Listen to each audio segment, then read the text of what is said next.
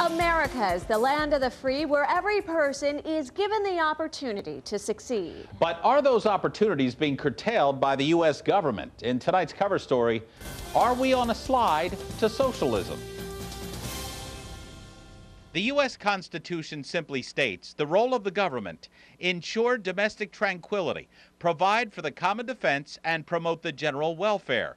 But how the government promotes the welfare of the people is constantly under debate.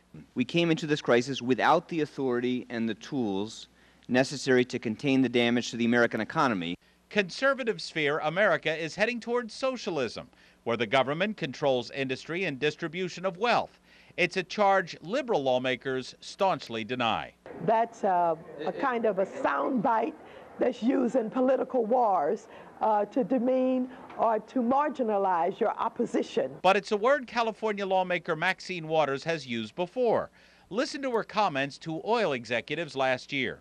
And guess what this liberal would be all about? This liberal will be all about socializing,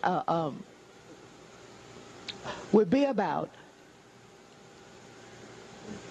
basically taking over and the government running all of your companies. And Joe the plumber was made famous during the presidential race when Barack Obama made this comment. And right now, everybody's so pinched that business is bad for everybody. And I think when you spread the wealth around, it's good for everybody. The debate is intensifying as America works to get out of this economic crisis. The government taking over banks, sending billions to the auto industry, and buying up toxic loans. We're in an atmosphere now where people demand government. They believe in government. They want government to save them. So this incremental creep towards socialism has now been given a rocket boost by the people who created the problem to start with. With unprecedented economic failures, taxes will go up as more money is being directed to social programs like state-funded health care and expanded unemployment benefits. Programs supporters say are needed to get America moving in the right direction again. We've come to the point where we are taking care of more of our citizens than we probably should. And we've not gotten to the point of some of the middle European countries.